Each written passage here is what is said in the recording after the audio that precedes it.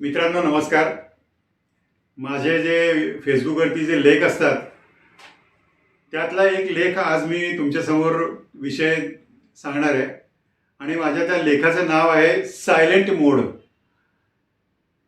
आपल्या धक्काधक्कीच्या आयुष्यामध्ये आपल्याला बऱ्याच गोष्टींच्या विचारावरती असं होतं की आपण नीट विचार करू शकत नाही. तर म्हणून मग मनात विचार आला की सायलेंट मोड म्हणजे नेमकं काय. त्यावरती मला जसं सुचेल तसं मी लेख लिहिलेले आहे. तर मी ते तुम्हाला वाचून दाखवतोय. लेखाचं नाव आहे किंवा विषयाचं नाव आहे सायलेंट मोड. मित्रांनो नमस्कार. शीर्षक वाचूनच समजले असेल की मला काय सांगायचे आहे. हल्ली समाजामध्ये आजूबाजूला बघतोय प्रत्येक जण मल्टीटास्किंगमध्ये गुंतलेला आहे. सकाळी एके ठिकाणी असेल तर दुपारी किंवा संध्याकाळी तो आपल्याच देशात असेल का नाही याची शाश्वती नाही. नोकरीत तर मग विचारूच नका. काही जणांच्या दिवसभर मीटिंग, व्यवसाय, इतर क्षेत्रे सगळीकडे नुसती धावपळ, प्रचंड धावपळ, प्रचंड दमछाक, त्यात भरीसभर सोशल मीडियावरती जाणारा वेळ. अर्थार्जनासाठी व्यस्त असणे हे मी समजू शकतो. माणसाने वेगवेगळ्या ॲक्टिव्हिटीजमध्ये प्रमाणापेक्षा जास्त व्यस्त राहण्याची खरंच गरज किंवा आवश्यकता आहे का. शरीराच्या तसेच मानसिकतेच्या किंवा स्वतःच्या आनंदासाठी, समाधानासाठी व्यस्त असावे हे जरी खरे असले तरी काही मंडळी दमछाक होईपर्यंत स्वतःला ॲक्टिव्हिटीजमध्ये इतक्या व्यस्त करून घेतात की त्याचा त्यांच्या डेली रुटीनवर, आरोग्यावर निश्चितपणे विपरीत परिणाम होतो. हे मान्य आहे की माणूस परिस्थितीनुसार व्यस्त राहतो. व्यस्त असायलाच हवे. काही वेळेस अतिव्यस्त राहण्याची ही मजबुरी असते. इंग्रजीत एक म्हण आहे मित्रांनो, empty mind is devil's workshop. माणसाने किती ॲक्टिव्हिटीजमध्ये स्वतःला व्यस्त करून घ्यावे यावर थोडा विचार करावयास हवा. तुमच्या ओळखीपैकी कोणालाही कॉल करा आणि म्हणा, कसं चाललंय तुझं.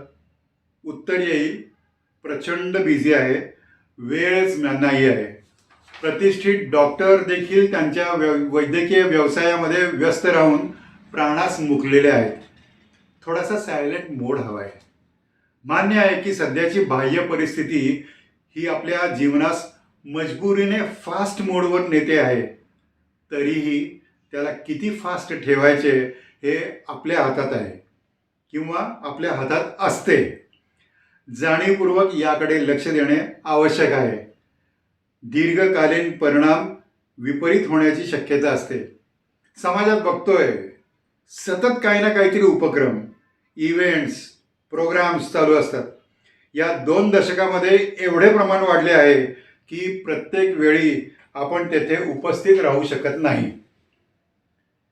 काही जण मानसिक आनंद, स्ट्रेस बस्टर, काही जण आलेला एकटेपणा, नेम अँड फेमसाठी, स्वतः समाजातील स्टेटससाठी स्वतःला व्यस्त करून घेतात.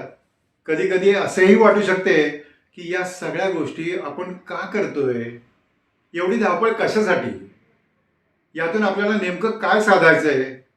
पैसेही खर्च होतात, शरीरही थकते, आपण स्वस्थ राहू शकत नाही का.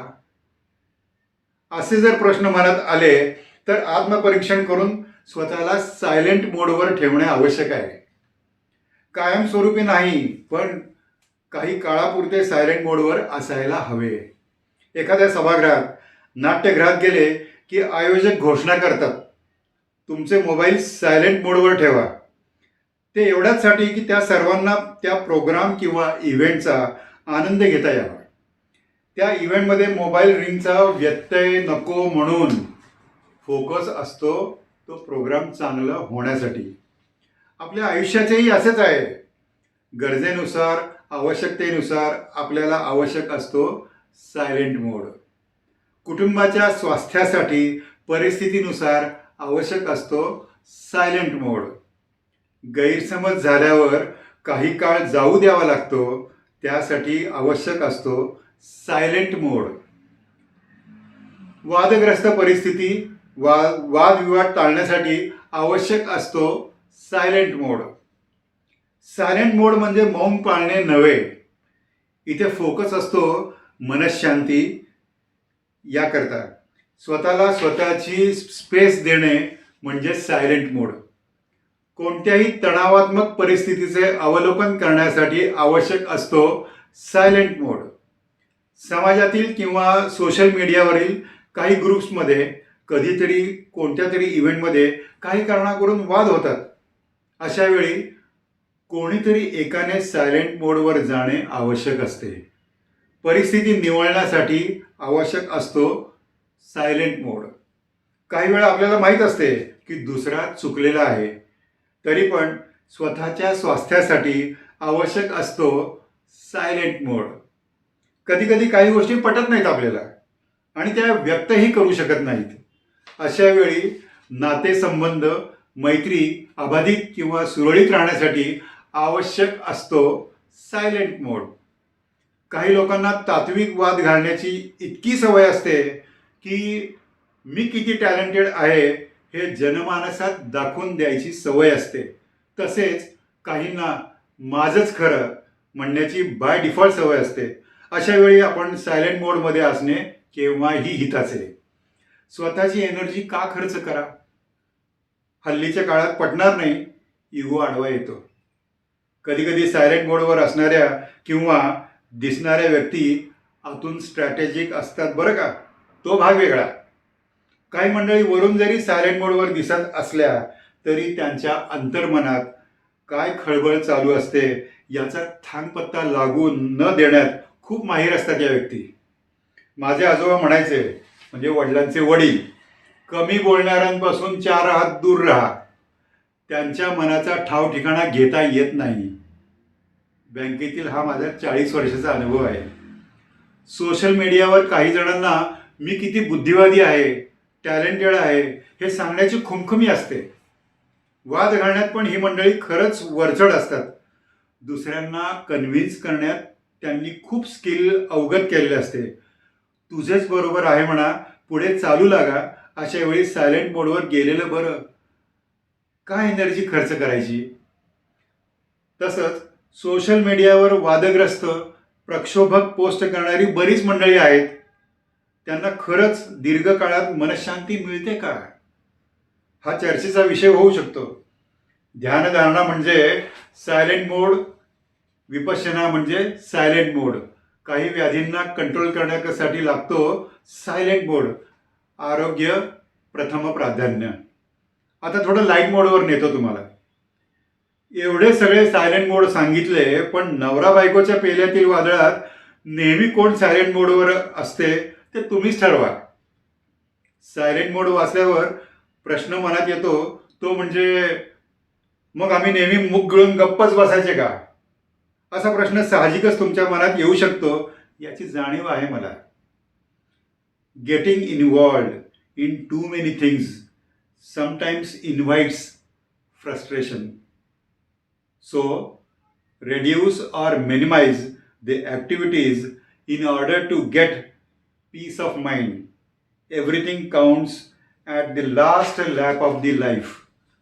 ज्या ज्या वेळी राग येतो, चिडचिड होते, स्ट्रेस, बदला घेण्याची वृत्ती, वाद घालण्याची वृत्ती कृतीत येते, ताणतणाव ज्या ज्या प्रमाणात असतो त्या त्या प्रमाणात आपलं शरीर कॉर्टिसॉल नावाचा हार्मोन, की ज्याला स्ट्रेस हार्मोन म्हणतात, ते शरीर रिलीज करत असते, की जे आपल्या आरोग्यासाठी हानिकारक असते.